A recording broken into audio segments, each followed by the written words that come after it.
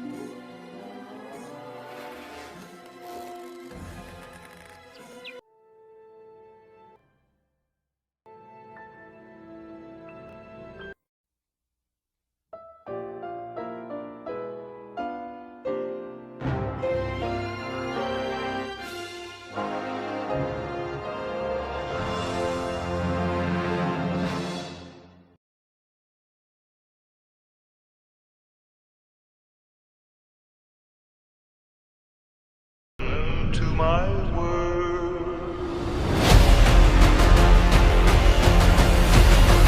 Godzilla x Kong, The New Empire, 2024. This is a complete analysis and explanation of the film, delving deep into its narrative structure, character arcs, thematic elements, and production context.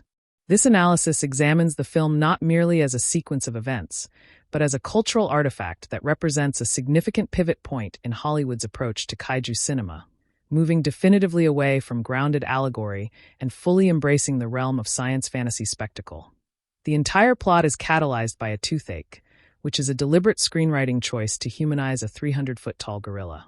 By grounding Kong's immediate crisis in a relatable, painful, and mundane medical issue, the filmmakers immediately signal to the audience that this iteration of the MonsterVerse is prioritizing character empathy over the cold, hard mechanics of monster biology. An explanation of the film's title reveals a fundamental marketing dissonance.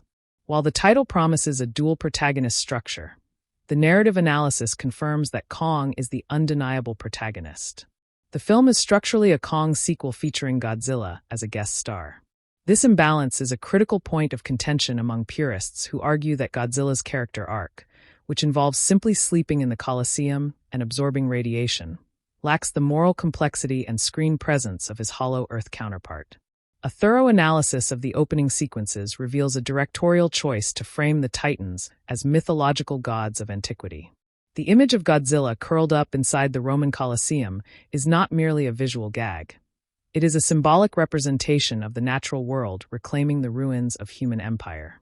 Adam Wingard frames Godzilla as an indolent emperor, a Caesar of the monsters, who has transitioned from a destructive force to a territorial warden, establishing a status quo of surface world dominance that parallels Kong's subterranean kingship.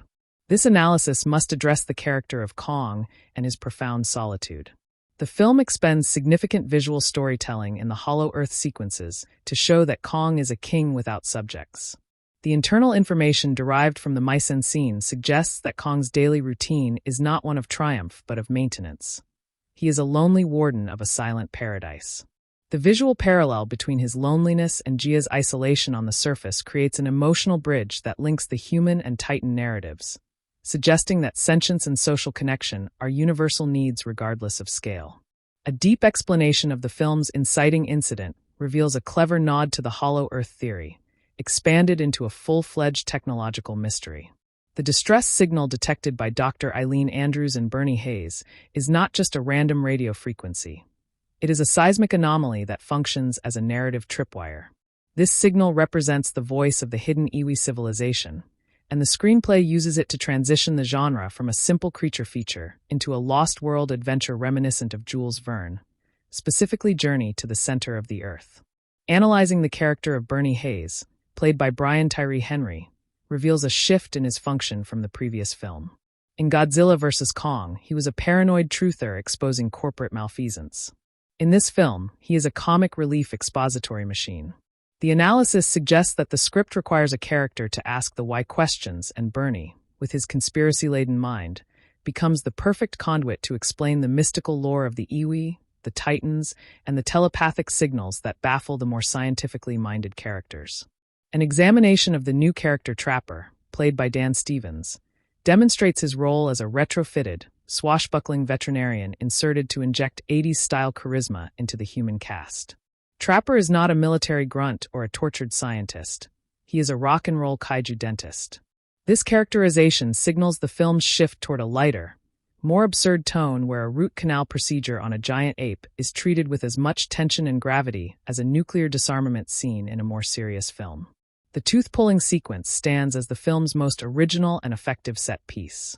From a directorial perspective, this scene works because it appeals to a universal human fear and curiosity.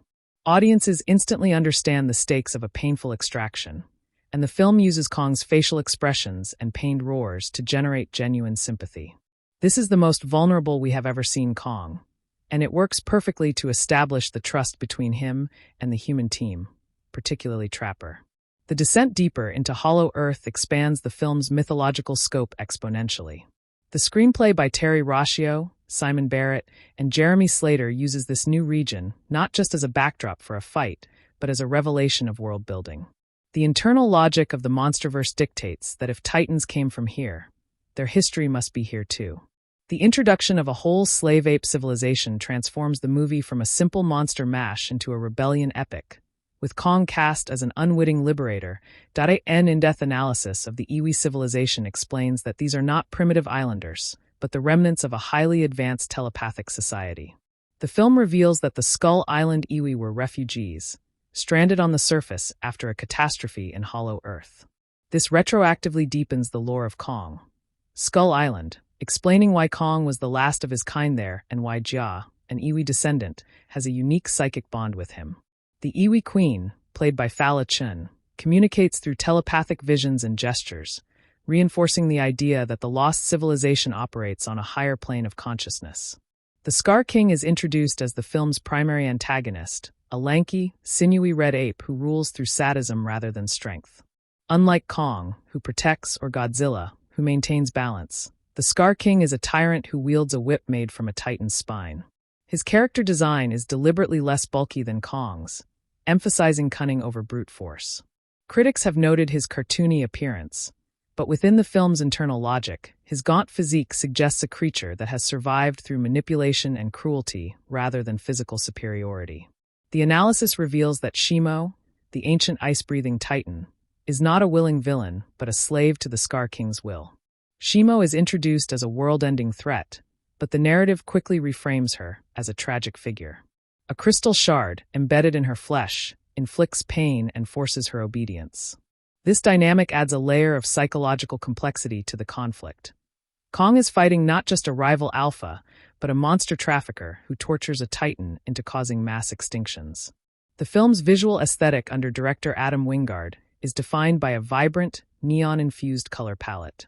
The Hollow Earth is illuminated by bioluminescent crystals, pink radiation, and lava flows that give it the hue of an 80s heavy metal album cover. This is a deliberate departure from the concrete gray realism of the 2014 Godzilla. The analysis posits that Wingard is visually translating the feeling of playing with action figures. The world is a playground, saturated in the bold, artificial colors of a toy box brought to life. The relationship between Jia and Kong provides the emotional backbone of the story, communicated almost entirely nonverbally.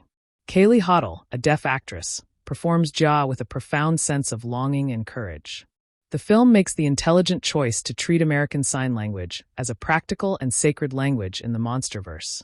It is the Iwi language. This means Kong, having communicated with Iwi on Skull Island, understands sign language, creating a direct, private line of communication between the two characters that bypasses all other humans. A critical explanation of Godzilla's evolution focuses on his transformation from blue to pink. Godzilla spends the film's first act killing other titans to absorb their radiation, preparing for an unspecified threat. He kills Tiamat and absorbs a massive dose of cosmic energy, turning his dorsal plates magenta. This transformation is not just cosmetic, it represents Godzilla's adaptive evolution. The pink energy allows him to think 20 times faster and burn 20 times hotter, a necessary power-up to face Shimo's ice-based abilities. The destruction of Rome sequence provides an insight into Godzilla's function as the planet's immune system. He attacks a titan nesting in Italy not out of malice, but because that titan's radiation is dangerously close to critical infrastructure, and he senses a greater chaos on the horizon. This portrayal cements Godzilla as an anti-hero warden, a creature who views cities as just terrain features, and whose violence is a form of planetary maintenance. The collateral damage is immense, but the film does not dwell on the human cost, emphasizing the Titan's perspective. The decision to have Kong discover a young ape, Zuko, introduces a paternal element to his journey that fundamentally changes his arc. Zuko initially serves the Scar King out of fear, luring Kong into a trap. However, Kong does not kill the child. He disciplines and then protects him. This kidnap-to-fatherhood dynamic is a classic trope, but it works effectively. In adopting Zuko, Kong finds a cure for his loneliness that does not rely on the cross-species communication with humans. He finds a family of his own kind. The Scar King's motivations, analyzed deeply, stem from a desire for surface world conquest. Trapped in a volcanic region of hollow earth, he views the surface as a promised land. His control of Shimo gives him the weapon to freeze the surface world and reshape it for his species. This plan connects to ancient historical lore hinted at in the film. The Scar King's previous attempt to conquer the surface caused the Last Ice Age, a war that Godzilla's species fought and won, imprisoning him and his tribe underground. The long walk to the Iwi Temple constitutes a major traveling sequence that builds tension and reveals lore. As Kong, Trapper Andrews, Jia, Bernie, and Pilot Michael traverse the neon-drenched biomes, the film feeds the audience incremental information. The hieroglyphs in the temple walls, seen briefly but crucially, tell the history of the Great Titan War and prophesy the return of Mothra as a unifying force, setting up the third-act character dynamics before they physically manifest. Mothra's return is handled with the reverence of a religious resurrection. The Iwi perform a ritual to activate her egg or cocoon within a temple lined with intricate carvings.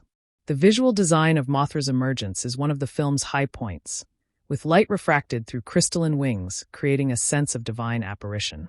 Within the film's new lore, Mothra is the signal of balance, a telepathic bridge who can communicate where brute force fails, effectively acting as the goddess who de-escalates a god war. The analysis of the telepathic communication between Jia and Mothra is crucial to understanding the film's resolution. Mothra does not speak in words but in images and feelings, reawakening Jia's dormant connection to the Iwi and, by extension, to the Titans. This confirms that Jia is not just a human who survived Skull Island. She is the prophesied one who speaks for the Iwi, a priestess figure whose role is to reactivate the protective bond between the great apes and the queen of the monsters. When Kong emerges on the surface in Cairo seeking Godzilla, the film stages its most anticipated rematch. Kong calls out Godzilla not to fight for dominance, but out of desperation and a need for an alliance. However, the two titans are incapable of communicating without violence. Their fight through the pyramids is a brutal, devastating rematch that destroys the Great Pyramid of Giza. This destruction is symbolic. It represents the obliteration of ancient human history under the weight of a much older primal conflict. Mothra's intervention in the Cairo fight exemplifies her mythological role as the peacekeeper. She does not attack either monster, but instead projects a calming, telepathic warning. Her appearance makes Godzilla pause. The analysis shows that Godzilla's species respects Mothra instinctively. She is the one Titan Godzilla has never attempted to fight across any iteration of the franchise. Her presence signals a truce, and in this film, she explicitly reminds Godzilla of his role not as a conqueror, but as a protector. The power shot of Kong and Godzilla running side by side into battle through the streets of Rio de Janeiro is the singular image the entire film was built to deliver. Shot with a dynamic, low-angle tracking camera, this sprint sequence is pure kinetic joy. The analysis of its function is simple. It repays audience patience with a visual confirmation of the alliance. The enemies from the previous film are now a strike team, a two-man army charging headlong toward an impossible fight against Scar King, Shimo, and an army of enslaved apes. The Rio de Janeiro setting for the final battle is framed by the film as a deliberate tactical and aesthetic choice. The beachfront, the Sugarloaf Mountain, and the dense cityscape provide varying vertical and horizontal combat arenas. The analysis also notes a symbolic layer. Rio's Christ the Redeemer statue is glimpsed, contrasting human religion with the risen Titan gods now physically warring in the streets. The bright sunlight and colorful favelas clash violently with the icy devastation Shimo brings. Shimo's ice breath, powered by the crystal controlling her, is depicted as an existential, apocalyptic-level threat. Her blast immediately flash freezes entire neighborhoods, turning a sunny Brazilian summer into an Arctic wasteland in seconds. This visual contrast between the warm tropical colors and the monochrome blue-white of the ice is designed to make the global stakes tangible. If Shimo is not freed from the Scar King's control, her power will initiate a new ice age that will wipe out humanity and reshape the planet. The fight choreography shifts dynamically when Godzilla unleashes his supercharged pink spiral ray. The new energy signature, acquired from the absorbed Titan DNA and radiation, is powerful enough to push back Shimo's ice. Unlike the standard blue atomic breath, which is a focused heat laser, the pink supercharged breath seems to have kinetic, concussive properties as well, allowing Godzilla to physically stagger Shimo in a way he could not achieve against previous massive opponents. During the chaos of the Rio battle, the subplot focuses on the slave apes breaking their conditioning. Kong appeals not to the Scar King but directly to the oppressed tribe. This is a rebellion arc compressed into a few minutes of screen time. The analysis of this moment is critical. Zuko, the young ape, uses the spine whip against the Scar King, symbolically passing the tool of oppression to Kong. The tribe realizes their tyrant can bleed and can be beaten, turning the tide of the battle from a two-titan assault into a full-scale revolution. The destruction of the control crystal is the key to the final resolution. Kong, Zuko, and the humans manage to shatter the crystal embedded in Shimo, severing the Scar King's telepathic torture device. The moment the crystal breaks, Shimo's eyes change, and her posture shifts from aggressive anguish to confused calm, before turning to a focused rage directed now solely at her former master. This is a narrative beat about liberation, turning the weapon into an ally through the act of freeing her. The death of the Scar King is framed as a double-team finishing move that doubles as poetic justice. Kong lifts the Scar King and throws him directly into Shimo's path, and Shimo freezes the tyrant solid, allowing Kong to shatter him into pieces. The analysis identifies this as a crucial shared kill, sealing the Kong-Shimo alliance in blood and fury. There is no redemption for the Scar King, which fits the film's moral scale. He represents pure tyranny and is disposed of without ceremony or last words. A detailed analysis of the aftermath shows a reborn hierarchy. Shimo is freed and immediately falls under Godzilla's alpha authority, acknowledging him as the dominant king of the surface. Godzilla's relationship with Shimo is not antagonistic. It is an ancient rebalancing. The post-battle scene suggests Godzilla and Shimo have a primordial history, and with the tyrant dead, they revert to a natural equilibrium. Godzilla returns to the ocean to sleep, his duty once again fulfilled. Kong's conclusion in Hollow Earth restores the film's emotional core. With the Scar King dead and Shimo no longer a threat, Kong returns to the Hollow Earth not as a lonely king, but as a leader of a reborn ape society. He has Zuko by his side, a freed tribe at his back, and Shimo occasionally passing through his territory peacefully. The final shots of Kong thumping his chest in front of his new family mirror the opening shot of his solitude, closing his character loop from isolation to fatherhood and leadership. This comprehensive explanation of the film's structural role in the MonsterVerse argues that it is a hard reboot in tone. It discards the slow-burn Jaws approach of the 2014 original in favor of a Saturday morning cartoon logic. The MonsterVerse began with grounded, human-scale disasters and has now fully transitioned into a fantasy series where apes have whips and ice dragons need rescuing. The market analysis suggests this pivot was designed to appeal to younger audiences and toy sales, expanding the universe's commercial viability. An analysis of the human character usage reveals a pragmatic, almost ruthless efficiency. Dr. Eileen Andrews exists to explain Gia's connection to Kong and the iwi. Bernie exists to explain the signals and offer comic relief. Trapper exists to fix Kong's tooth and crack jokes. Michael, the pilot, exists to crash the ship. There is no deeper arc for any of them outside their utility to the monster plot. Critics have derided this, but the internal logic of the film is that any time spent on human drama is time taken from the CGI spectacle the audience paid to see. The film's humor, particularly the veterinarian sequences, represents the most pronounced tonal shift in the franchise. The slapstick element of Kong having a tooth extracted, complete with a giant pulley system and Trapper's exclamations, signals a self-awareness that the MonsterVerse had previously avoided. This analysis suggests that the success of the comedic tone depends entirely on the audience's willingness to accept that a Titan can be a relatable patient, a transition that some portions of the fandom resisted. The visual effects by Weta FX, Double Negative, and others represent the peak of MonsterVerse creature rendering. The facial expressions on Kong are so detailed that entire scenes play out in silence, relying on his eyes and brow movements. The body language between Kong and Zuko, specifically, borrows heavily from chimpanzee and gorilla behavioral research, lending an authenticity to their interactions despite their fantastical scale.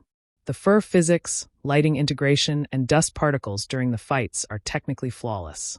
An analytical comparison with Godzilla -1 is unavoidable for understanding the critical context. -1 utilized a budget of under $15 million to deliver a story of human trauma and guilt where Godzilla was a terrifying allegory. This film, with a budget over $150 million, sidelines human trauma entirely to focus on a monster buddy cop dynamic. The critical consensus suggests that while this film is more fun, it sacrifices the thematic weight that makes a Godzilla film culturally significant, turning it into pure disposable pop. The decision to bring back Mothra is steeped in Toho lore adaptation. In the original Toho films, Mothra is often the guardian of the Earth who transcends simple good versus evil binaries to advocate for balance. This film adapts that trait perfectly. Mothra does not fight the Scar King directly, nor does she attack Godzilla. She is a catalyst for diplomacy. Her redesign with longer, more sword-like wings and a brighter, ethereal glow updates her classic design while keeping her role as the universe's mystical conscience intact. The sound design credits belong to Kaylee Hottle and Ethan van der Ryn, who have sculpted the MonsterVerse audio landscape since 2014. The signature charging up sound of Godzilla's pink atomic breath differs audibly from his traditional roar and charge, incorporating a higher frequency, a synthetic sheen that signals the new energy is alien or advanced. Kong's roars have deepened slightly to represent his aging and increased authority, while Shimo's ice breath carries a deep, crystalline cracking sound that makes the freezing power sound physically painful. The depiction of Hollow Earth as a nexus of ancient civilizations is the film's biggest lore contribution.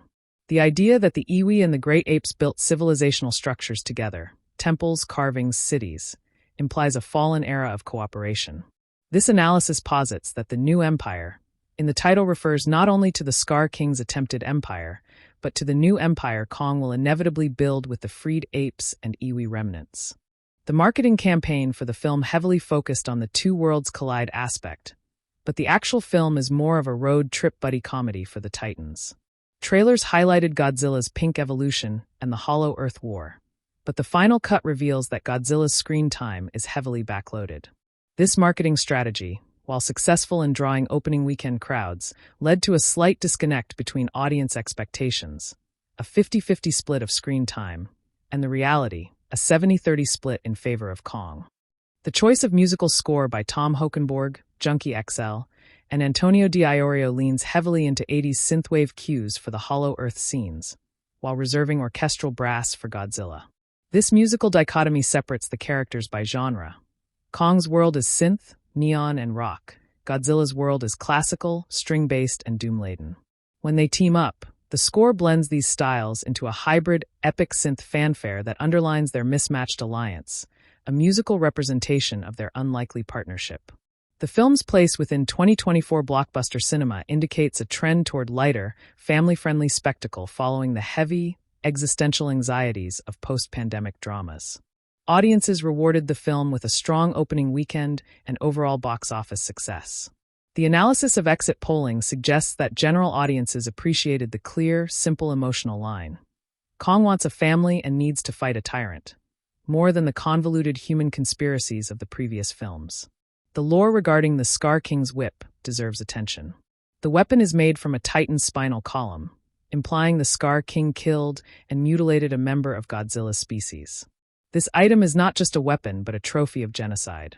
It explains Godzilla's immediate, visceral reaction upon seeing the Scar King. Godzilla recognizes the bones of his ancestor and fights with a personal vengeance that goes beyond territorial instincts. A critical explanation of the gravity inversion sequences highlights how the film has mastered the physics-defying fights of this universe. The battle in Hollow Earth, where gravity flips and the titans tumble through mountains of crystal, is choreographed like a zero-G kung fu fight. This style is unique to Wingard's MonsterVerse entries, treating the laws of physics as flexible guidelines that serve the visual flow of the fight rather than constraints that limit it. The film makes a subtle but poignant commentary on environmental balance through Shimo. She represents the Ice Age, a necessary counterforce to Godzilla's radiation-induced heat. If Shimo is controlled by tyranny, Scar King, the planet freezes. If Godzilla is killed, the planet burns. By freeing Shimo and letting her live, the film suggests that even seemingly destructive natural forces have a crucial place in the ecosystem, and the new empire is one of cooperative balance rather than monolithic domination. Finally, analyzing the closing moments, the film ends on a rhythmic, cyclic note. Kong stands on a mountain in Hollow Earth, roaring with his son Zuko beside him. Godzilla surfaces near the ocean, swimming peacefully into the sunset. The human characters return to the surface, having bridged the gap between the worlds. The new empire is established not as a conquest but as a shared coexistence. The analysis concludes that the film, for all its monstrous destruction, is fundamentally optimistic about the possibility of bridging differences. A message delivered not through dialogue, but through the roar of a giant ape and the glow of a nuclear lizard.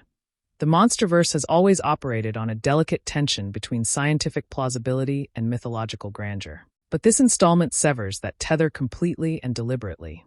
The script by Rossio, Barrett, and Slater makes no attempt to explain radiation levels, gravitational anomalies, or evolutionary biology with real-world physics. Instead, it constructs an internal dream logic where crystals store telepathic energy, ancient prophecies dictate Titan behavior, and a giant ape can understand American Sign Language because his former human friend happened to speak it. This choice liberates the filmmakers from tedious exposition, allowing the narrative to sprint from one spectacular set piece to the next without pausing to justify itself. The result is a film that feels less like science fiction and more like a living mythology, a creation story told with computer-generated gods and monsters whose rules are emotional rather than empirical. The emotional architecture of the film rests almost entirely on Kong's shoulders, and the decision to make him a mute, expressive protagonist carries significant risk. Without dialogue, Kong must communicate loneliness, pain, determination, and eventually paternal love through facial expressions, posture, and eye movements alone. The animators at Weta FX achieve something remarkable here, pushing digital performance capture into territory previously reserved for human actors. Kong's eyes carry a weariness that speaks of decades of solitude, and when he first encounters Zuko, the flicker of recognition, of seeing himself as a child, frightened and alone, registers in a micro-expression that lasts less than a second but defines their entire relationship. This is character animation functioning at the highest level, where the technology disappears and only the emotion remains. Conversely, Godzilla's characterization represents a fascinating narrative gamble that divides audiences along generational lines. Classic Godzilla fans, raised on the radioactive allegories of Ishiro Honda, often express disappointment that the king of the monsters has been reduced to a supporting player who naps in landmarks. Yet within the film's internal logic, Godzilla's minimal screen time actually reinforces his elevated status. He is not a character who needs an arc because he has already completed his journey. He is now a force of nature, a planetary constant who intervenes only when the balance tips too far. His journey from antagonist to reluctant ally to sleeping guardian mirrors the arc of mythological deities who fade into the background of human affairs, watching and waiting rather than actively participating in every conflict. The introduction of the subterranean Iwi civilization fundamentally rewrites the history of the MonsterVerse in ways that ripple backward through all previous films. Suddenly, the primitive islanders of Kong, Skull Island are reframed as refugees, the survivors of a collapsed utopia who lost their technology, their telepathic abilities, and their connection to the Titans over generations of isolation. This retroactive continuity transforms Ja from a mysterious orphan into a prophesied bridge between worlds, a messianic figure whose deafness is not a disability, but a gift that allows her to speak the sacred language of the Iwi without interference from the noisy surface world. The film suggests that her entire existence has been orchestrated by forces beyond human understanding. The visual language of Hollow Earth draws heavily from psychedelic art, bioluminescent cave systems, and the cover paintings of 1970s science fiction paperbacks. Wingard and cinematographer Ben Saracen bathe every frame in saturated pinks, electric blues, and volcanic oranges, creating a subterranean world that feels less like a geological formation and more like a living organism. The crystals that line the cave walls pulse with internal light, suggesting a planetary nervous system that the Iwi learned to read and interpret. This aesthetic choice connects the film to a tradition of fantastical underground worlds. Pellucidar, Agartha, the Mines of Moria, while updating the concept with a neon-saturated, music video sensibility that feels distinctly contemporary. The character of Trapper, performed with rakish charm by Dan Stevens, functions as the film's emotional pressure valve. In a franchise that has often taken itself too seriously, Stevens injects a current of irreverent humor that acknowledges the absurdity of the premise without mocking it. His vet clinic in the Hollow Earth, complete with improvised surgical tools scaled for a Titan, represents the kind of practical, hands-on problem-solving that the MonsterVerse scientists have often lacked. He does not stand around analyzing the philosophical implications of a giant ape's toothache. He builds a pulley system, grabs a chain, and gets to work. This pragmatic heroism grounds the film's more outlandish elements in relatable human action. The Scar King's whip, analyzed as a symbol rather than a weapon, carries layers of meaning that reward attentive viewers. The spinebone construction implies a history of Titan-on-Titan violence that predates human civilization, a genocide committed by the Red Ape's ancestors against Godzilla's kind. When Kong eventually seizes this weapon and uses it against its owner, the act carries the weight of historical reckoning.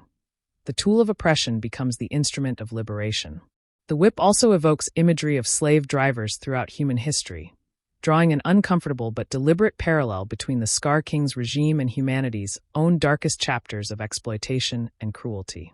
Shimo's character design deserves extended analysis as a departure from traditional Titan aesthetics. Unlike the reptilian Godzilla or the mammalian Kong, Shimo is a crystalline creature whose body seems composed of living ice and ancient stone. Her quadrupedal stance, elongated neck, and translucent dorsal structures evoke prehistoric creatures that never existed, a fusion of sauropod, dragon, and glacier given terrifying life. The ice breath she unleashes is not merely a weapon but an extension of her being, a cry of pain made visible, because every blast is triggered by the Scar King's torture crystal. Her design embodies the film's central theme of nature corrupted by tyranny rather than nature as an inherently destructive force. The relationship between Zuko and Kong unfolds through a series of carefully calibrated beat changes that mirror classic parent-child bonding narratives. Zuko begins as a deceiver, luring Kong into the Scar King's trap with false promises of safety. After Kong spares his life and rescues him from the tyrant's lava prison, Zuko transitions into a wary dependent, still flinching at sudden movements but beginning to trust.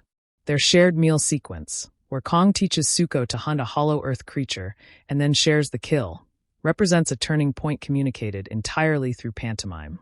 By the final battle, Zuko has transformed into an active participant in his own liberation. A character arc compressed into runtime, but emotionally legible because every beat builds on the last. Mothra's role as divine mediator connects to a rich tapestry of kaiju mythology that extends back to her 1961 debut. In virtually every iteration across Toho and legendary canons, Mothra serves as a peacekeeper, a goddess of balance whose interventions prevent catastrophes rather than causing them. Her resurrection in the Iwi Temple, accompanied by choral music and cascading light, frames her return as a religious experience for the characters on screen and the audience watching. The film posits that Mothra is not merely another Titan but a higher order of being, one whose consciousness spans generations and whose loyalty is to the planet's equilibrium rather than to any individual alpha.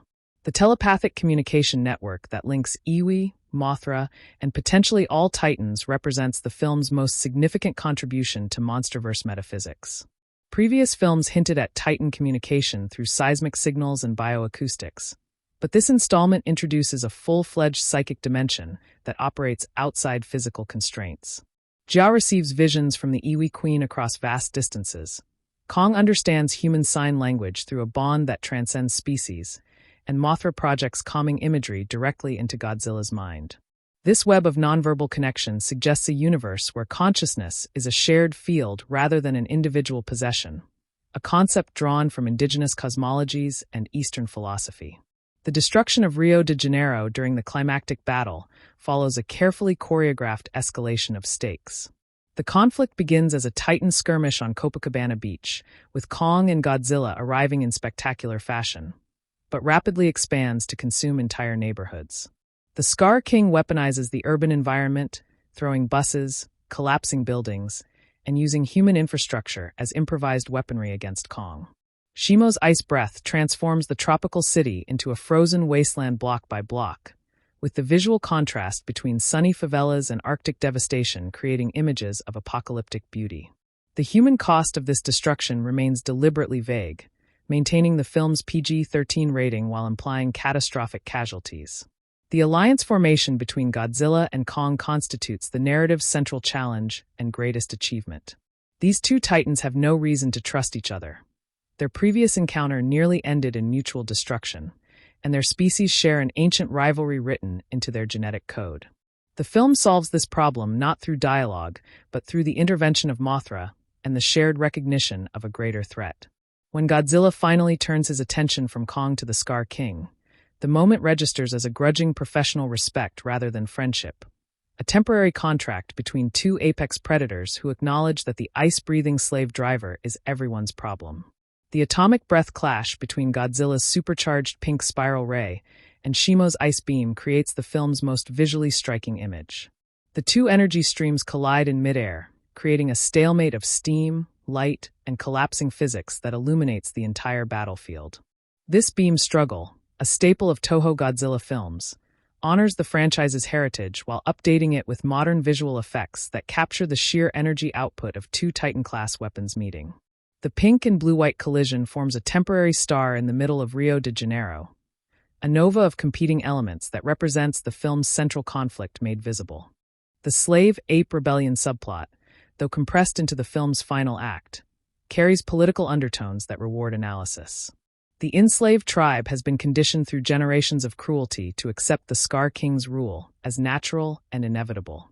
Their liberation requires not only the physical defeat of their oppressor, but the psychological breaking of their conditioning, a process the film dramatizes through Zuko's arc from collaborator to revolutionary. When the tribe witnesses Kong not only challenge the Scar King but survive his attacks, a collective realization dawns that the tyrant's power was always a bluff maintained through fear rather than genuine strength. Kong's adoption of Zuko and leadership of the freed tribe position him as a different kind of alpha than his predecessors. Unlike the Scar King, who rules through pain, or Godzilla, who rules through overwhelming force, Kong leads through earned loyalty and demonstrated care. His final roar from the hollow Earth Mountain is not a territorial challenge, but a declaration of family, a sound that communicates belonging rather than dominance.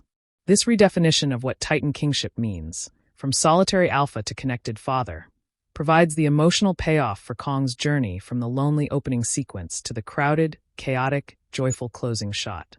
The soundtrack's use of diegetic and non-diegetic music blurs genre boundaries in ways that complement the visuals. Junkie XL incorporates actual ape vocalizations into the percussion tracks, layering Kong's roars into the bass drops, while Godzilla's theme carries echoes of military drums and industrial machinery. The Iwi temple sequences use authentic Polynesian and indigenous vocal techniques, grounding the fictional civilization in real-world musical traditions. This sonic tapestry creates an auditory world as rich and textured as the visual one, rewarding viewers who experience the film through high-quality sound systems. The film's treatment of Jia's deafness as a superpower rather than a limitation represents a significant step forward in disability representation within blockbuster cinema. The MonsterVerse has quietly built toward this revelation since Kong, Skull Island, where the Iwi communicated primarily through gesture and sign. By revealing that the Iwi's ancient language is essentially American Sign Language, the film retroactively explains why Kong responded so readily to Jia in the previous installment. She was literally speaking to him in the language of his original worshippers. Kaylee Hottle's performance ensures that every signed communication carries emotional weight beyond its literal meaning. The Scar King's volcanic lair, with its rivers of lava and oppressive atmosphere, serves as a visual representation of his psychological state. Unlike Kong's sunlit, verdant Hollow Earth territory, the Scar King's domain is hellish and barren, a wasteland produced by centuries of extractive rule. The enslaved apes live in constant fear of falling into lava or provoking their master's whip, creating a Hobbesian state of nature where life is nasty, brutish, and short. This environmental storytelling communicates the Scar King's villainy more effectively than any dialogue could, establishing him as a creature who poisons everything he touches. The decision to make Godzilla actively hunt and kill other titans in the first act has proven controversial among fans who prefer their radioactive dinosaur to be a protector of humanity. However, this analysis argues that Godzilla's behavior is consistent with established MonsterVerse lore, where titans are amoral forces of nature rather than superheroes. Godzilla eliminates potential challengers and absorbs their radiation not out of malice, but out of an evolutionary imperative to prepare for Shimo's eventual emergence. He senses the coming ice age on an instinctual level and arms himself accordingly, making his seemingly random violence retrospectively logical. The visual metaphor of Kong's infected tooth represents a larger thematic concern about hidden pain and necessary healing. Just as Kong cannot function at full capacity with a rotting molar, the Hollow Earth cannot thrive with the Scar King's infection spreading through its deepest regions. The extraction sequence, with its giant chains and improvised tools, externalizes the process of removing toxic elements from a system so that healing can begin. When Trapper throws the massive decayed tooth aside, the film signals that the necessary, painful work of restoration has begun. The film's relationship with its human characters can be analyzed through the lens of kaiju cinema history. The original 1954 Godzilla balanced human drama and monster action carefully, with the creature serving as a metaphor for nuclear trauma. Subsequent Japanese entries oscillated between human-focused allegories and monster-focused spectacles, depending on the era and budget. The American MonsterVerse, from its 2014 beginning, has struggled to find compelling human stories to weave between the Titan battles. This film essentially surrenders that struggle, transforming its human cast into a Greek chorus that narrates, facilitates, and reacts to the monster drama without attempting to compete with it. The Iwi prophecy that foretells Kong and Godzilla's alliance suggests a cyclical view of history that the MonsterVerse has only begun to explore.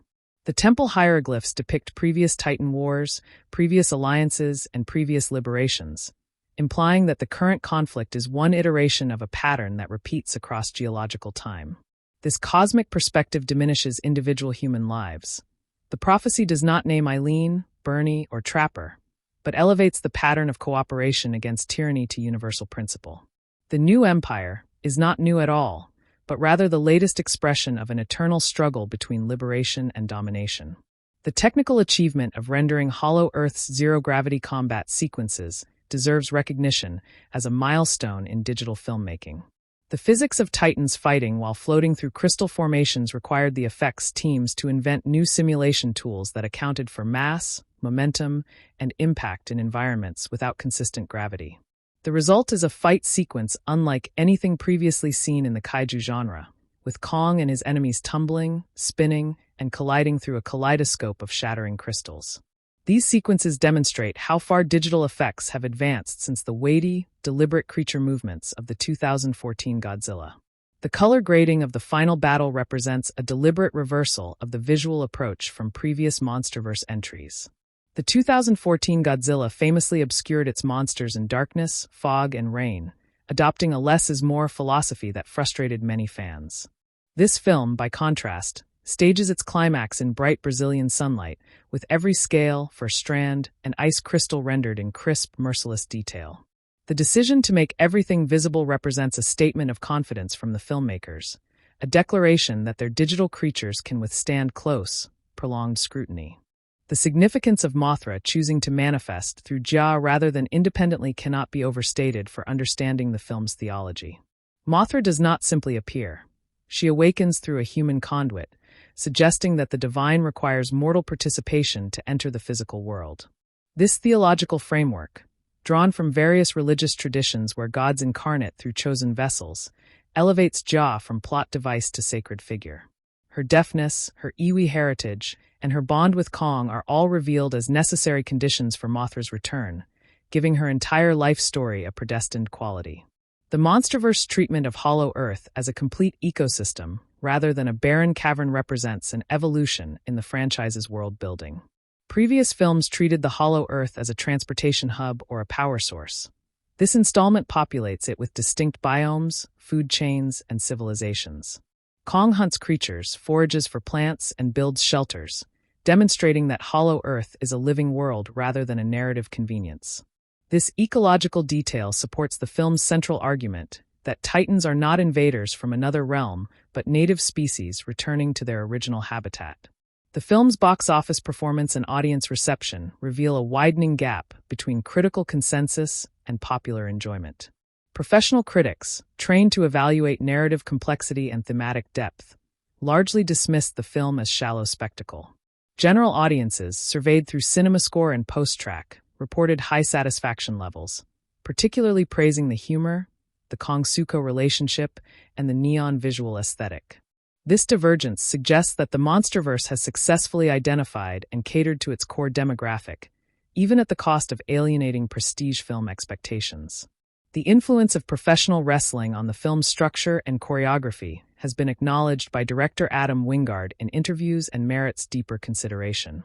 The hero-villain dynamics, the tag-team match structure of the final battle, the dramatic entrances, and even the finishing move that kills the Scar King all borrow from wrestling's theatrical language.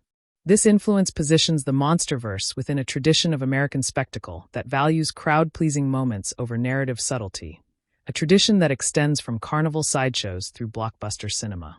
The implications of Shimo surviving the film's conclusion while the Scar King dies suggest a nuanced moral framework that distinguishes between perpetrators and weapons.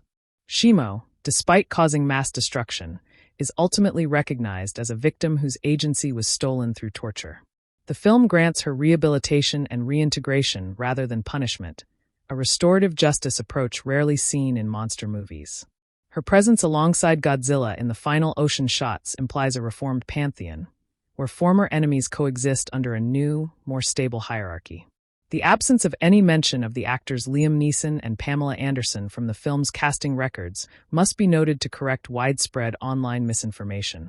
According to official IMDb listings, studio press materials, and the film's credits, neither performer appears in any capacity, whether in live-action roles or voice performances.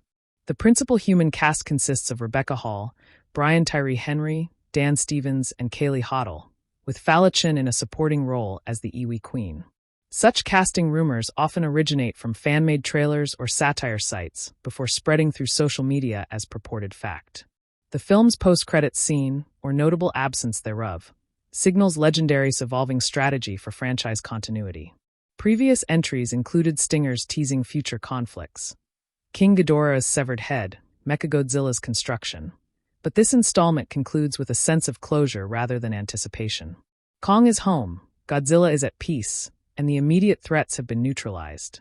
This choice suggests confidence that audiences will return for future installments without requiring explicit promises, trusting the MonsterVerse brand rather than individual cliffhangers to sustain interest.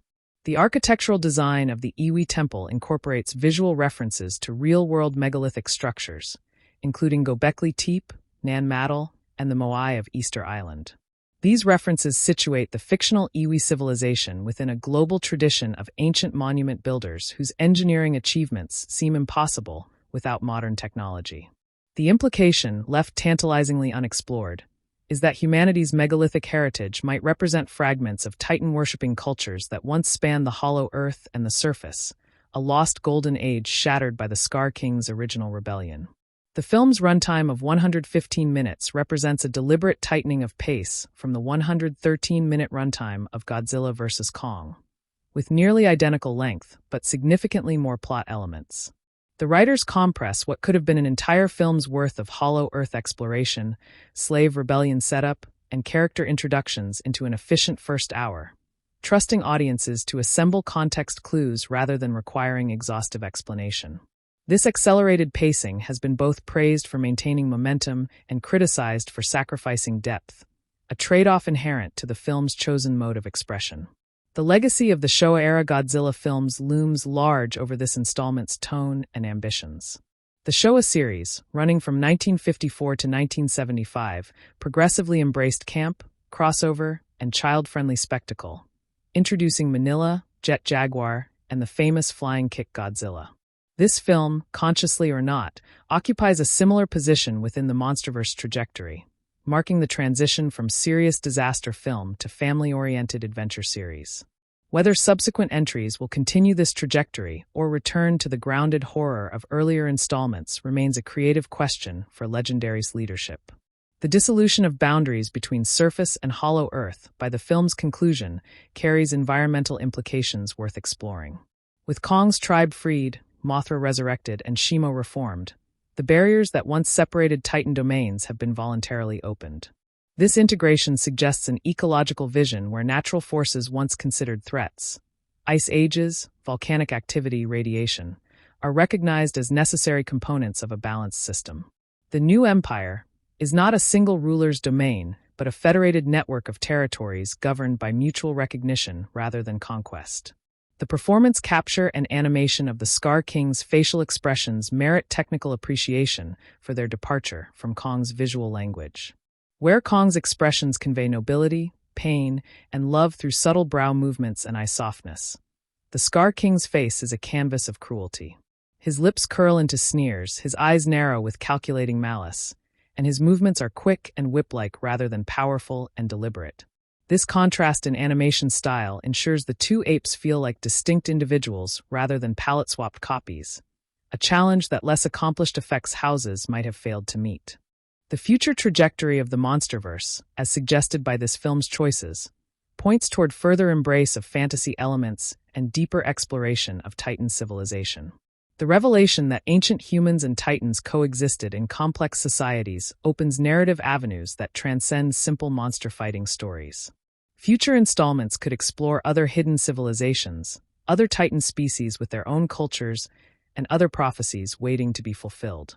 The world-building investment made in this film positions the MonsterVerse for long-term storytelling that previous entries only hinted at, transforming what began as a Godzilla reboot into a fully realized alternate history where monsters and humans share a common, ancient past. The geological impossibility of Hollow Earth serves not as a flaw, but as a narrative feature, a deliberate rejection of the constrictive logic that would prevent a film like this from existing. By situating an entire ecosystem thousands of kilometers beneath the Earth's crust, the filmmakers access a mythological space that predates scientific rationalism entirely. Ancient cultures from Mesopotamia to Mesoamerica imagined subterranean realms populated by gods and monsters, and the MonsterVerse simply updates this perennial human intuition with modern digital tools.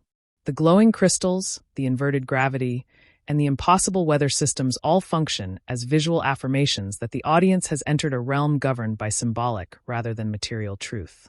The character of Dr. Eileen Andrews, played by Rebecca Hall with a weariness that suggests years of fighting institutional bureaucracy, represents the institutional memory of Monarch itself. Her dedication to Jia, her scientific rigor, and her willingness to descend into an uncharted abyss all position her as the moral center of the human cast. Unlike the military commanders and corporate executives who populate earlier MonsterVerse entries, Andrews makes decisions based on care rather than control, on understanding rather than weaponization. Her relationship with Ja, built on years of shared survival and mutual respect, provides the human-level emotional stakes that the Titan conflicts require to feel meaningful. The sequence where Kong battles the drowned Viper in Hollow Earth functions as a miniature demonstration of his evolved fighting style. In previous films, Kong fought reactively, responding to threats with raw power and improvisation. Here, he moves with the calculated efficiency of an experienced predator who knows his territory intimately. The drowned Viper, a serpentine titan adapted to Hollow Earth's rivers, attacks with speed and venom, but Kong dispatches it through terrain exploitation rather than direct confrontation, using rocks, currents, and gravity as extensions of his own body. This sequence establishes Kong's mastery of his environment before he encounters threats that will challenge that mastery. The emotional complexity of Zuko's betrayal and subsequent redemption arc deserves deeper examination as a study in childhood trauma. Zuko initially leads Kong into the Scar King's trap not out of malice but out of terror, a survival mechanism developed in a society where disobedience means death. His wide eyes, flinching posture, and desperate attempts to prove useful to his captor all read as symptoms of prolonged abuse. When Kong refuses to kill him despite the betrayal, Zuko experiences what might be the first act of unconditional mercy in his life. The confused, hesitant loyalty that follows is not immediate gratitude but slow, painful trust-building. The imagery of Godzilla absorbing Tiamat's lair, with its swirling cosmic radiation and ancient underwater structures, connects to a broader MonsterVerse theme of Titans as living nuclear reactors. The pink energy that transforms Godzilla's dorsal plates is not merely aesthetically striking. It represents a qualitative shift in his power source, a transition from terrestrial radiation to something more exotic and potent. The spiral pattern that appears in his atomic breath during the climax echoes the spiral energy of classic Toho Godzilla designs, a visual citation that rewards longtime fans while serving the narrative purpose of demonstrating his upgraded capabilities. The decision to destroy the Great Pyramid of Giza during the Cairo confrontation carries symbolic weight that the film acknowledges but does not belabor. The pyramid, built as an eternal monument to human ambition and divine connection, crumbles under the impact of two titans who embody forces far older and more permanent than any human civilization. The destruction is not portrayed as tragedy but as inevitability, a reminder that human achievements exist at the mercy of planetary forces that preceded us and will outlast us. This cosmic perspective, while uncomfortable, is essential to the kaiju genre's unique philosophical register. The comic relief provided by Brian Tyree Henry's Bernie Hayes operates on a different frequency than the rest of the film's humor, drawing on the character's established persona as a truth-teller in a world of institutional denial.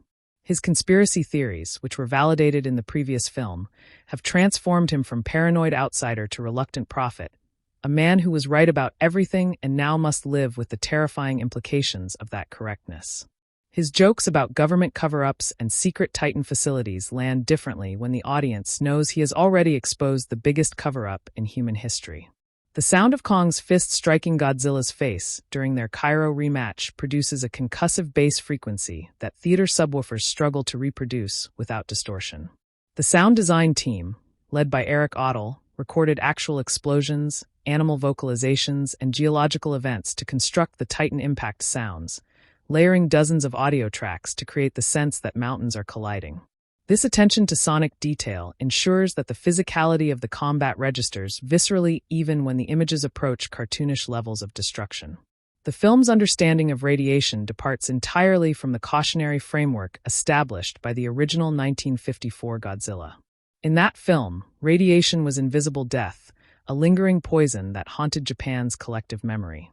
The American MonsterVerse has consistently reframed radiation as life-giving energy, a source of power and evolution rather than sickness and mutation. Godzilla's absorption of nuclear material strengthens rather than sickens him, and the Hollow Earth's radiation is depicted as warm, nurturing light rather than deadly contamination.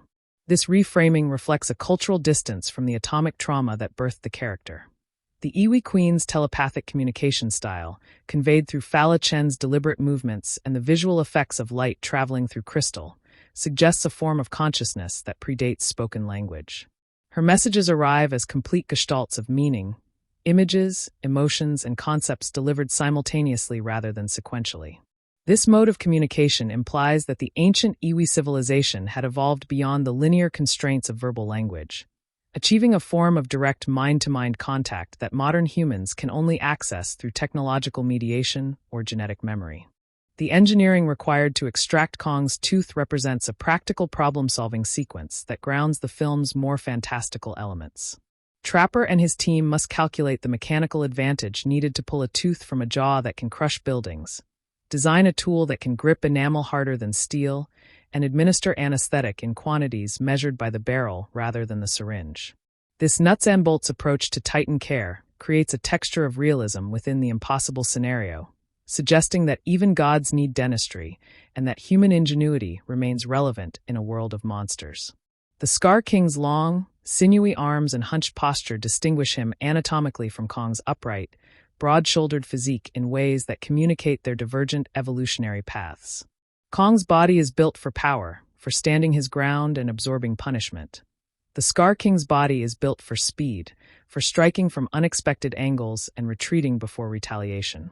These physical differences extend to their fighting styles, with Kong absorbing blows that would shatter mountains while the Scar King dodges and redirects, using his whip to maintain distance from opponents who could overpower him in close combat.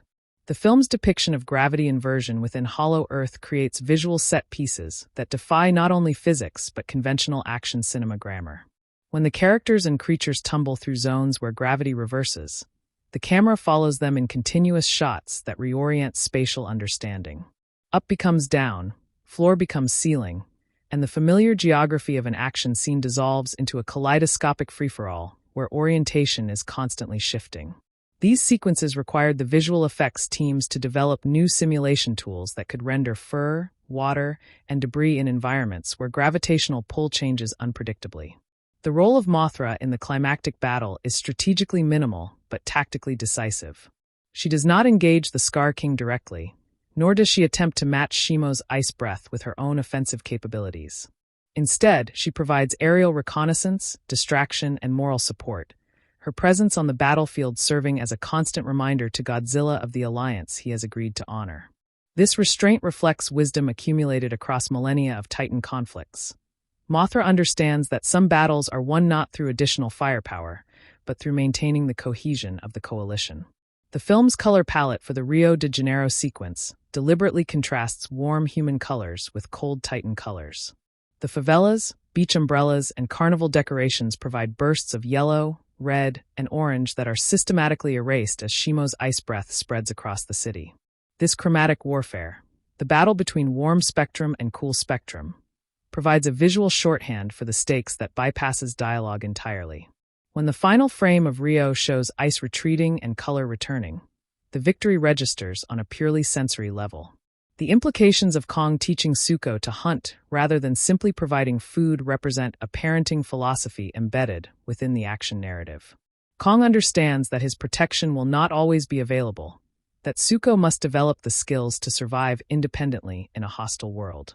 The hunting sequence, brief but carefully observed, shows Kong demonstrating technique, allowing Zuko to fail, and then encouraging a second attempt rather than intervening. This pedagogy of resilience, communicated without words, provides Zuko with something the Scar King's regime never offered: the dignity of competence. The destruction of the control crystal that enslaves Shimo operates as a liberation narrative that resonates beyond the immediate context. The crystal, jagged and unnatural, embedded in Shimo's flesh and glowing with malevolent intent, represents the externalization of trauma, the visible wound that allows an abuser to control their victim. Its destruction is an act of surgery as much as violence, a necessary excision of the mechanism that makes freedom impossible. When Shimo turns on her former master, the moment carries cathartic force because the audience has seen the source of her suffering physically destroyed. The film's treatment of Hollow Earth as a complete world rather than a single biome expands the MonsterVerse narrative potential exponentially. The volcanic region where the Scar King rules, the crystal forests where Mothra's temple stands, the river systems where the Drowned Viper hunts, and the sunlit plains where Kong makes his home all suggest a planet within a planet, with its own geography, ecology, and history. This variety ensures that future installments will not lack for visually distinct environments, each with its own native titans and ancient secrets. The relationship between Godzilla and Mothra in this film draws on the deep well of Toho history, where the two have been allies, enemies, and symbiotic partners across dozens of films. Their nonverbal communication during the Cairo and Rio sequences suggests a familiarity that predates the current conflict, a relationship maintained across geological epochs of separation. Godzilla's willingness to stand down when Mothra intervenes indicates a respect that no other Titan commands, positioning her as the one being in existence whose counsel the king of the monsters will actually consider. The human character's journey through Hollow Earth follows the structural template of the mythological descent into the underworld, a narrative pattern identified by Joseph Campbell and echoed across world literature. The heroes leave the familiar surface world, cross a threshold into a realm of wonders and dangers, encounter allies and enemies, achieve their objective, and return transformed. This mythic architecture provides the film with a resonance that its dialogue rarely achieves, connecting the popcorn spectacle to story patterns that have structured human narrative for millennia. The decision to make the Scar King's weapon a whip rather than a more conventional tool of violence carries historical weight that enriches characterization. The whip is an instrument of domination specifically designed to inflict pain without killing, to control populations through fear rather than elimination.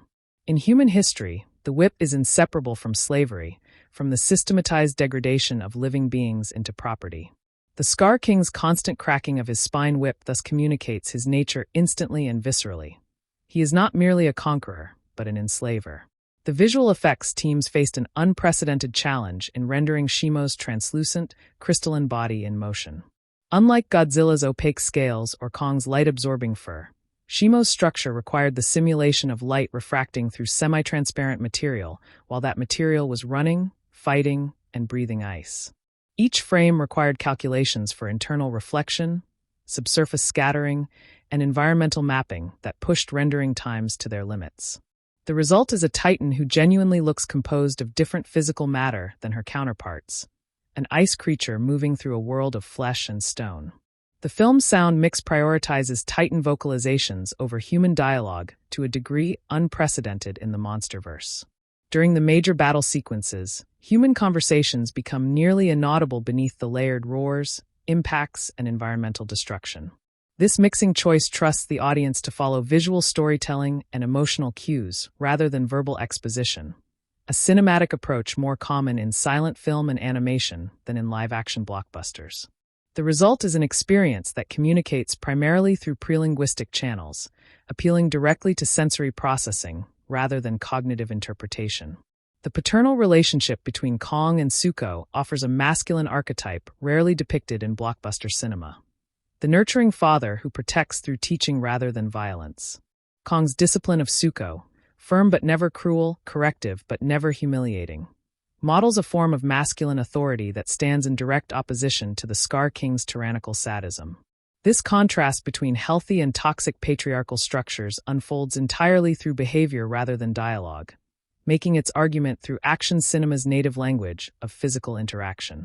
The film's approach to the Hollow Earth energy source, depicted as glowing blue crystals that pulse with captured lightning, draws on Nikola Tesla's theories of wireless energy transmission and the Earth's resonant frequencies.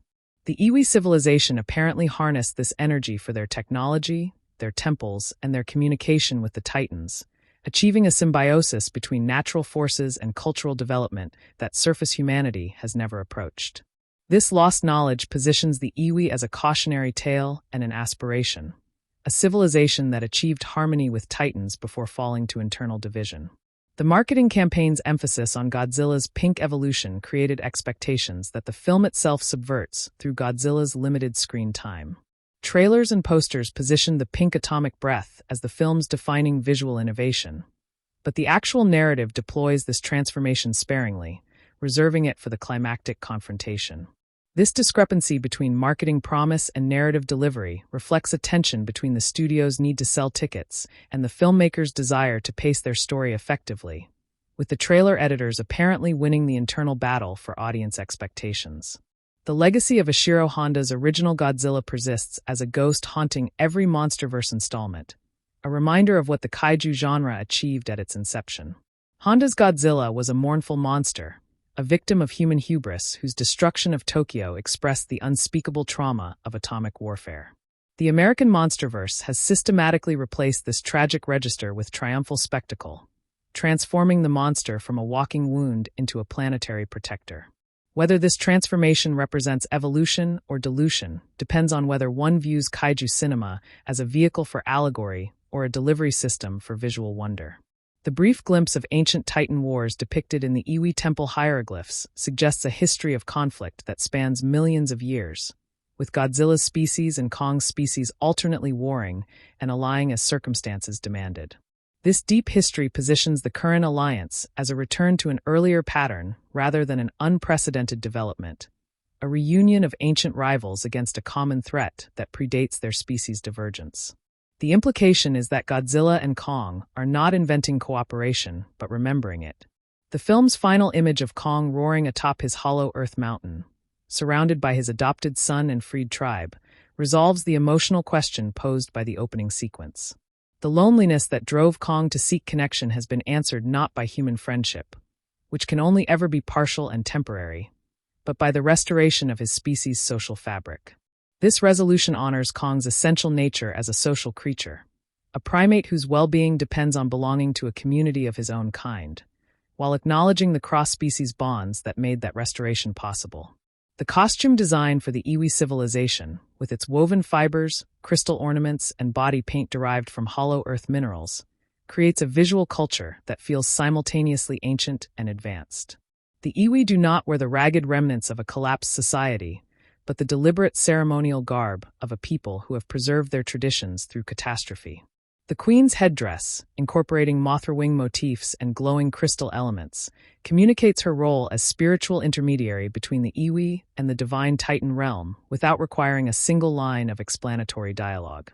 The film's engagement with the concept of prophecy raises questions about free will and determinism that linger after the credits roll. Jia was born deaf, orphaned on Skull Island, and adopted by a monarch scientist, a chain of apparent accidents that the film reveals as the fulfillment of an ancient Iwi prediction. This retroactive reframing suggests that the MonsterVerse operates on a logic where individual choices serve larger patterns invisible to the choosers, a cosmic design that uses apparent randomness to achieve predetermined ends. The technical specifications of Godzilla's supercharged form, with dorsal plates sharpened to needle points and skin radiating visible energy from within, represent the most dramatic physical transformation the character has undergone in the MonsterVerse. Previous power-ups, including the burning form in classic Toho films, carried the implication of self-destruction, of a creature burning through its own life force to achieve temporary apotheosis. This transformation is framed differently, as a permanent evolution rather than a desperate last resort, suggesting that Godzilla is still growing, still adapting, still becoming something beyond his current form. The film's box office success despite lukewarm critical reception demonstrates the durability of the kaiju genre when it delivers the specific pleasures its audience seeks. Critics who evaluated the film as drama found it wanting.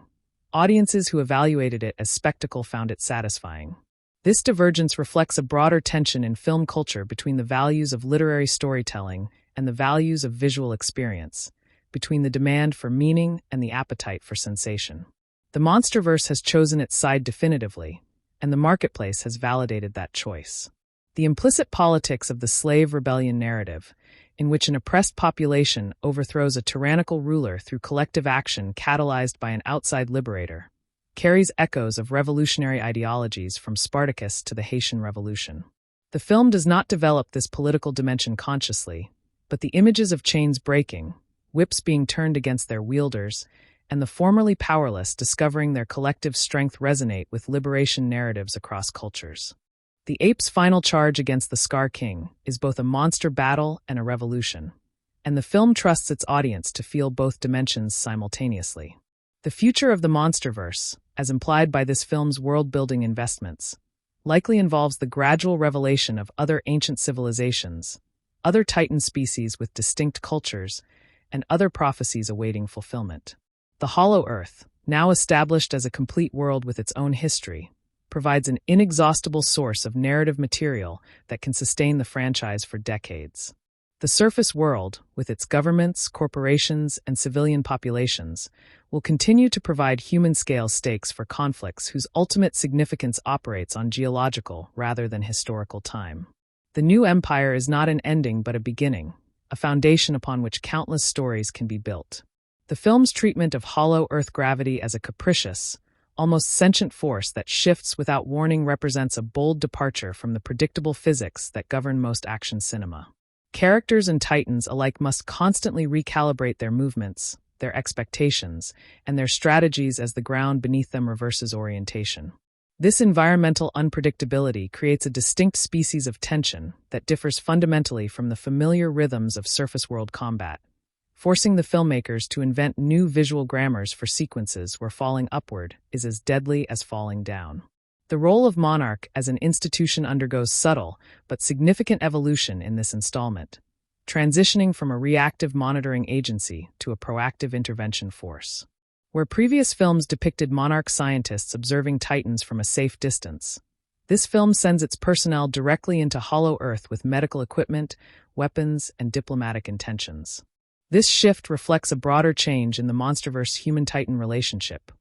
Humanity is no longer content to watch the gods, but now seeks to participate in their affairs.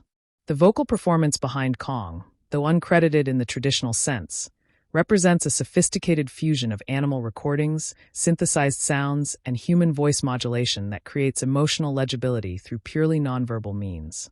Kong's grunts of pain during the tooth extraction, his reassuring rumbles to Zuko, and his defiant roars at the Scar King each occupy distinct emotional registers that the audience interprets instinctively. The sound designers have effectively created a pre-verbal language that communicates specific emotional states without ever approaching the uncanny valley of talking animals. The decision to set significant portions of the film in broad daylight, particularly the Rio climax, challenges the long-standing kaiju cinema convention that monsters are more effective when shrouded in darkness.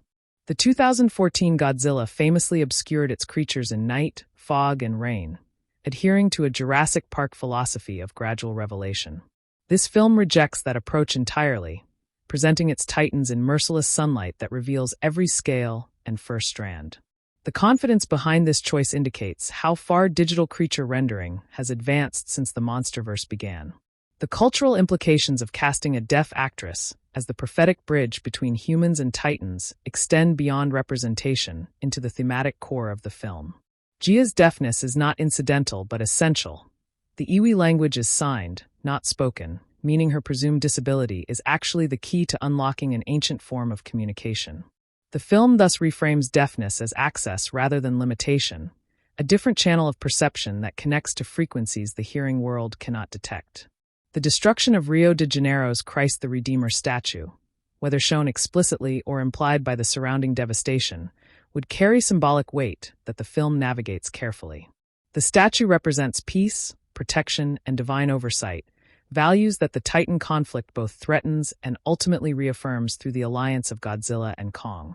Its potential destruction during the battle would symbolize the failure of traditional religious frameworks in the face of literal gods walking the earth. The Scar King's volcanic prison, surrounded by rivers of molten rock and populated by a cowering slave population, functions as a visual reference to various underworld mythologies where wicked souls face eternal punishment. The Greco-Roman Tartarus, the Christian Hell, and the Norse Niflheim all feature fire, darkness, and suffering as their defining characteristics. By situating his antagonist in such a space, Wingard draws on these deep cultural associations without needing to articulate them explicitly.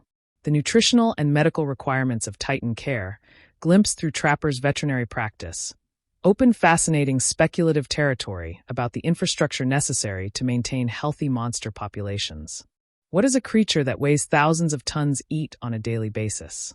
How do you administer anesthetic to a patient whose bloodstream measures in thousands of gallons? The film answers these questions with playful creativity rather than rigorous science, but the questions themselves enrich the world.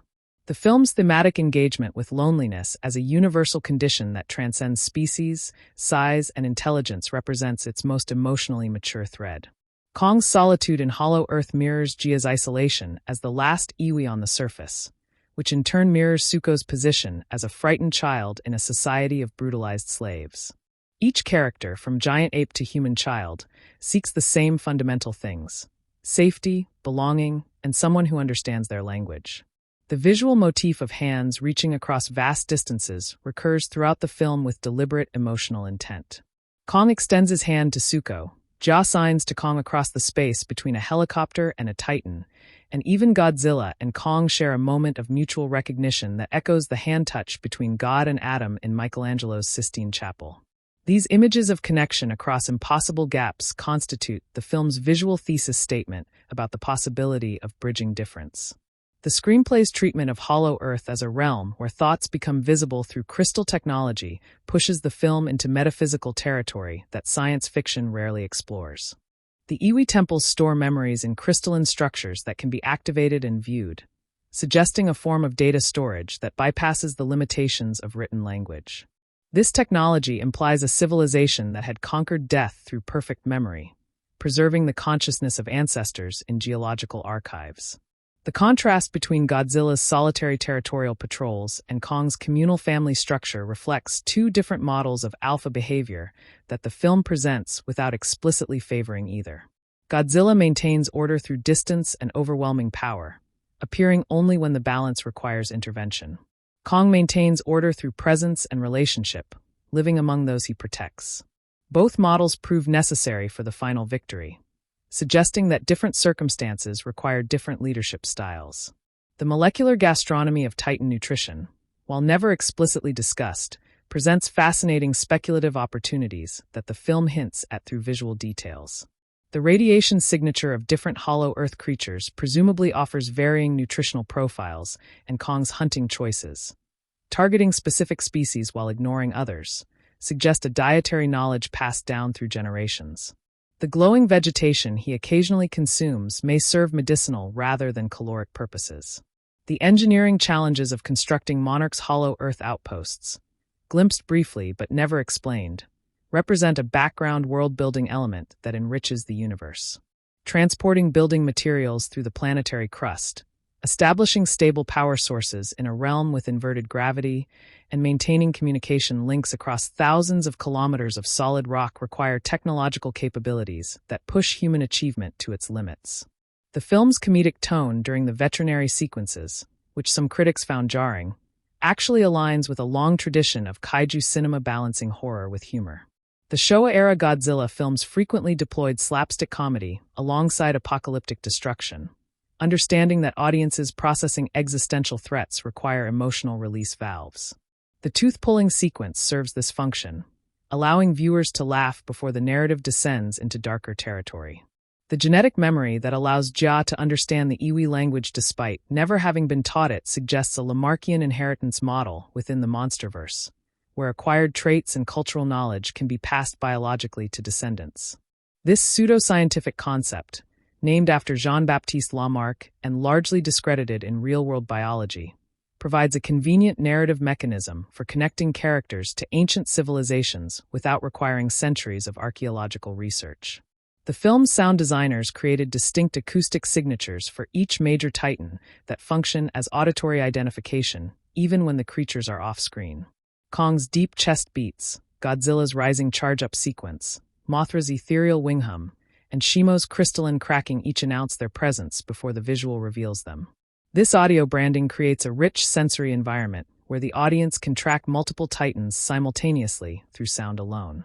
The strategic thinking displayed by Kong during the final battle, separating Shimo from the Scar King, using terrain for cover, coordinating attacks with Godzilla, reveals a tactical intelligence that elevates him above simple brute force. These decisions, communicated through action rather than dialogue, demonstrate that Kong has been analyzing his enemy's weaknesses and formulating strategies throughout his journey, transforming raw experience into applicable combat wisdom.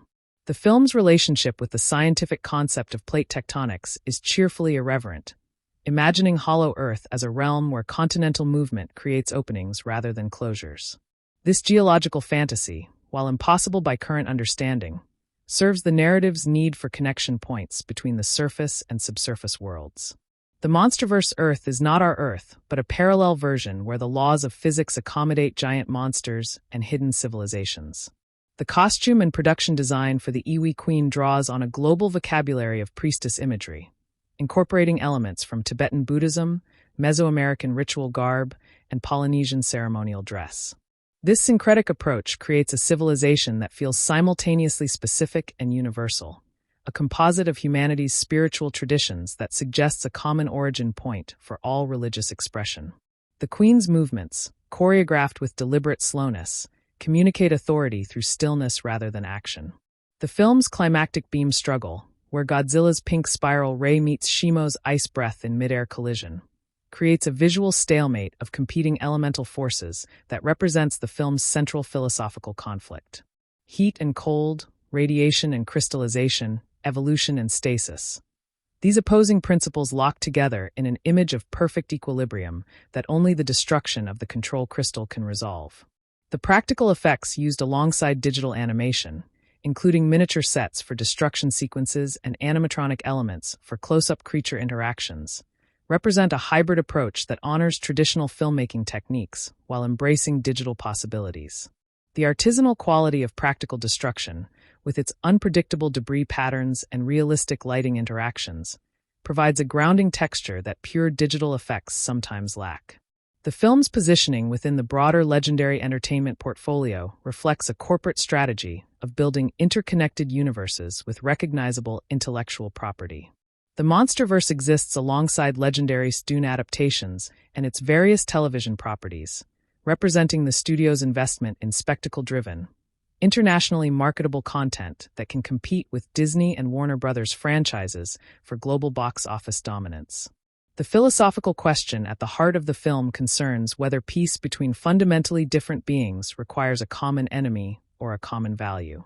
The narrative provides both answers at different points. The Scar King serves as the common enemy that forces Godzilla and Kong together, but Mothra's mediation and the Iwi prophecy suggest a deeper common value of balance and mutual respect that can sustain peace after the enemy is defeated. The film's environmental message, buried beneath layers of monster action, concerns the restoration of natural balance after periods of artificial disruption.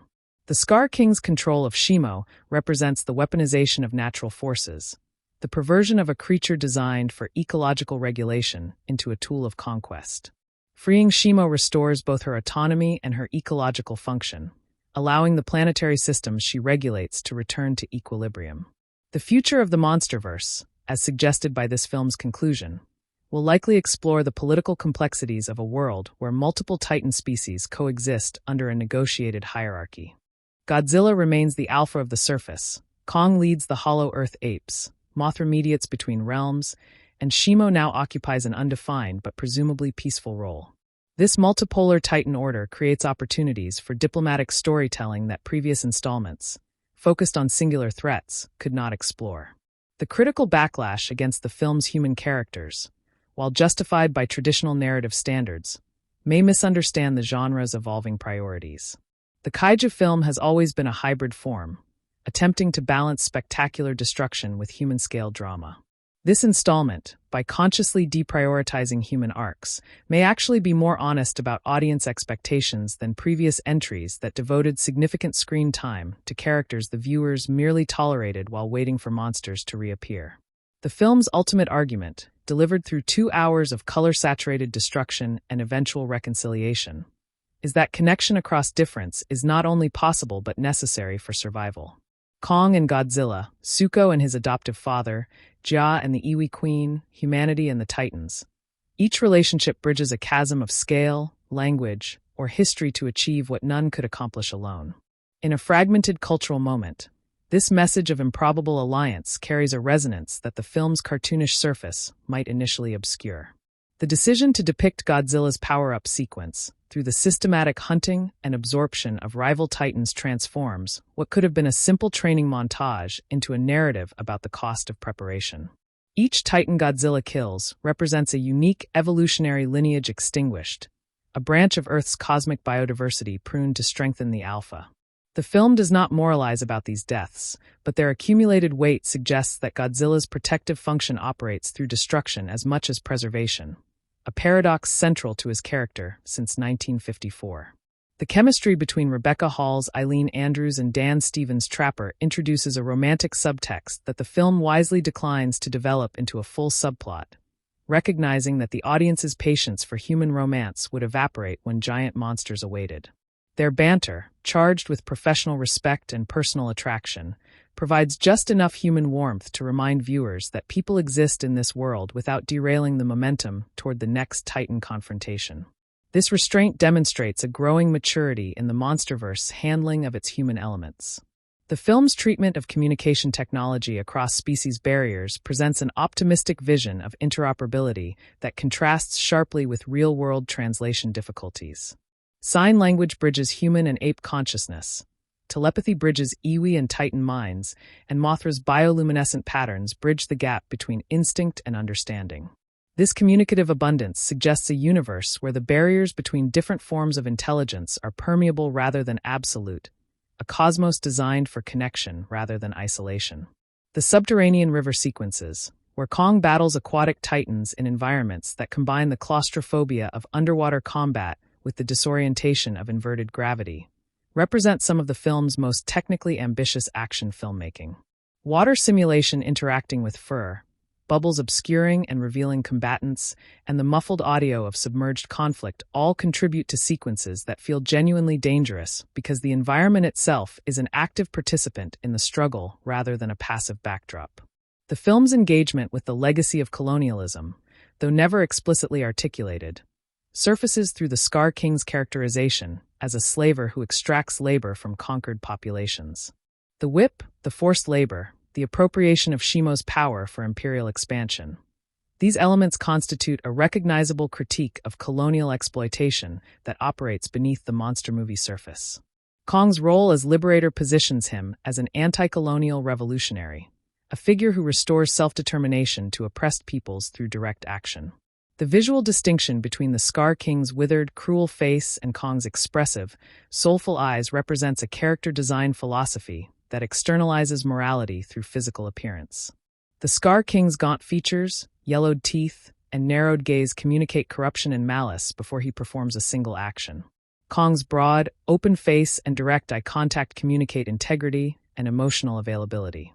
This physiognomic approach to character design, while lacking nuance, communicates essential information instantly to audiences of all ages and linguistic backgrounds.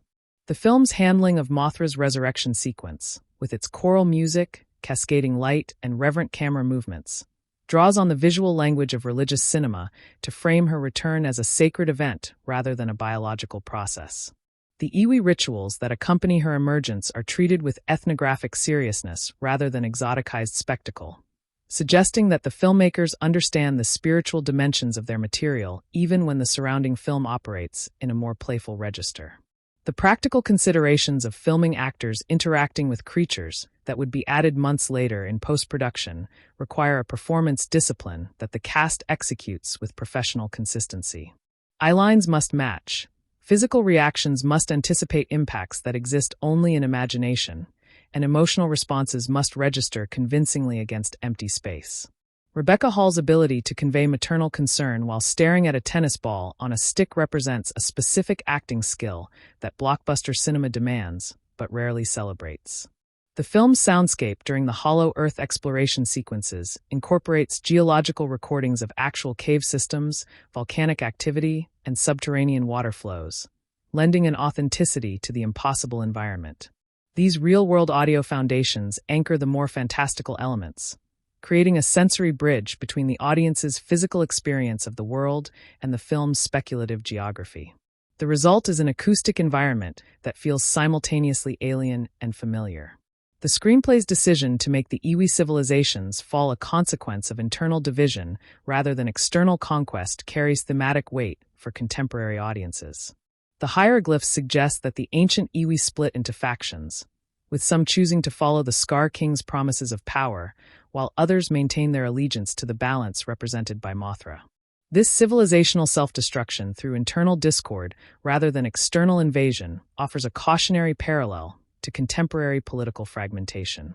The film's representation of Zuko's physical growth across the narrative, though compressed into what appears to be days or weeks, establishes that hollow Earth's radiation accelerates Titan development.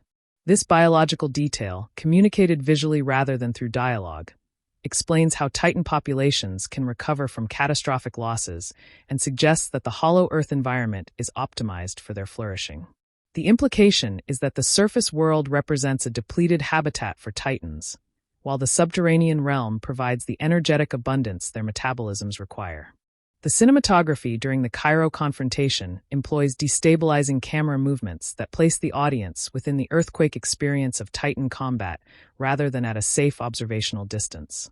Shaky handheld shots, sudden reframings as the ground shifts, and low-angle compositions that emphasize scale disparity all contribute to a visceral immediacy that distinguishes this fight from the more stately, wide-shot compositions of the 2014 Godzilla.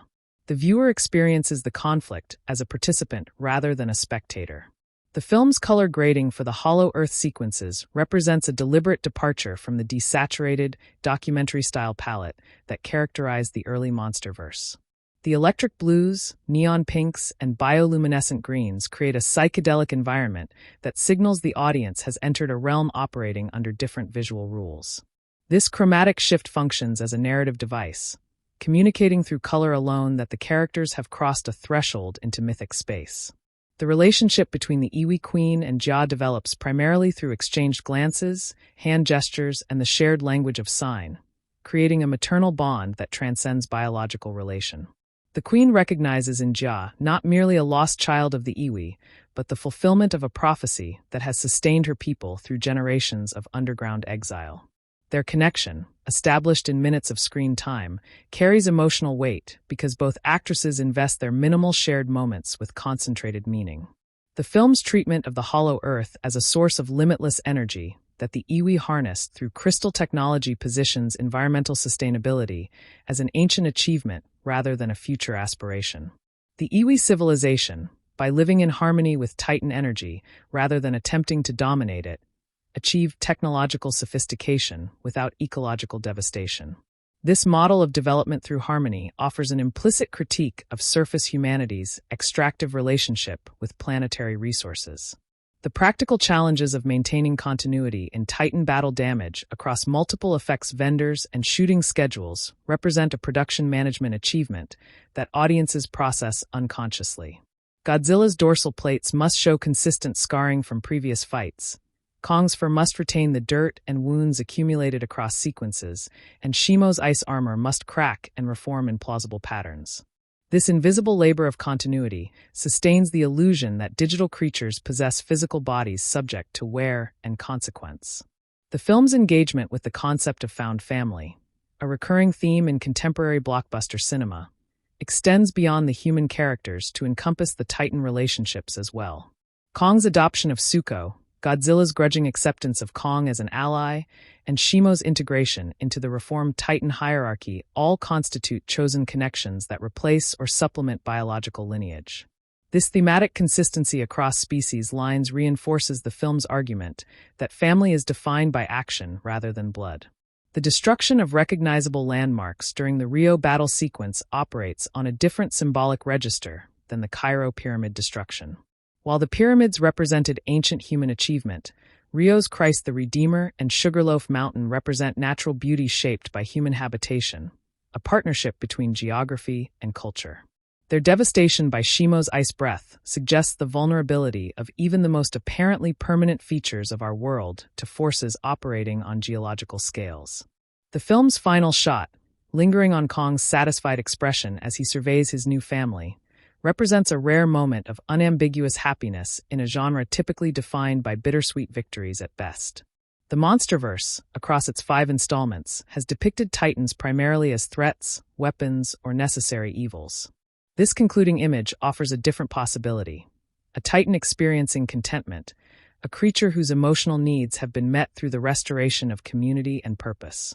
The marketing distinction between the film's international and domestic campaigns reveals different cultural expectations regarding kaiju cinema. Japanese marketing materials emphasized Mothra's role and the film's connection to Toho traditions, while American materials foreground the conflict and comedy between the two title characters. This bifurcated approach acknowledges that the MonsterVerse serves multiple audiences with different relationships to the source material, each requiring different entry points into the same narrative. The film's depiction of institutional competence within Monarch represents a quiet departure from the conspiracy thriller template that dominated earlier installments. Where previous films positioned Monarch as a compromised organization hiding dangerous secrets, this film presents its field team as genuinely capable professionals working toward benevolent goals. Andrews, Trapper, and Bernie may be eccentric, but they are competent, and their competence enables the Titan alliance that saves the world.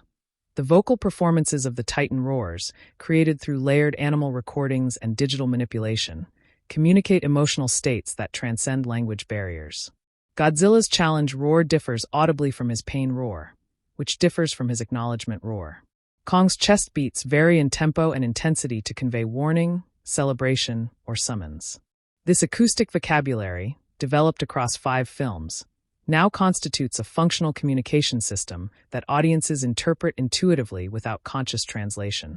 The film's relationship with real-world cryptozoology and hollow Earth theories, which have persisted in fringe scientific communities for centuries, represents a playful engagement with discredited ideas that science fiction has always embraced. By treating the hollow Earth as literal rather than metaphorical, the MonsterVerse connects itself to a tradition of speculative geography that includes Jules Verne, Edgar Rice Burroughs, and countless pulp adventurers who imagined hidden worlds beneath our feet. The decision not to include a post-credits scene teasing future installments represents a confidence in the MonsterVerse brand that earlier films in the series lacked. Godzilla, 2014, needed to tease King Ghidorah. Godzilla vs. Kong needed to tease Mechagodzilla's continued relevance. This film trusts that its audience will return for future installments without requiring explicit narrative promises, suggesting that the franchise has achieved sufficient cultural embeddedness to survive on its accumulated goodwill. The practical effects used for close-up destruction elements, including miniature vehicles, buildings, and terrain, provide a tactile quality that pure digital environments sometimes lack. The way physical models shatter under controlled conditions produces debris patterns and lighting interactions that digital simulations, for all their sophistication, still struggle to replicate perfectly. This hybrid approach honors the practical effects traditions that built the kaiju genre while embracing the digital tools that have expanded its possibilities. The film's engagement with the concept of the alpha, a term borrowed from wolf behavior studies and subsequently complicated by further research, reflects a simplified understanding of dominance hierarchies that serves narrative clarity rather than ethological accuracy. Godzilla, Kong, and the Scar King each represent different alpha strategies: power, loyalty, and fear respectively.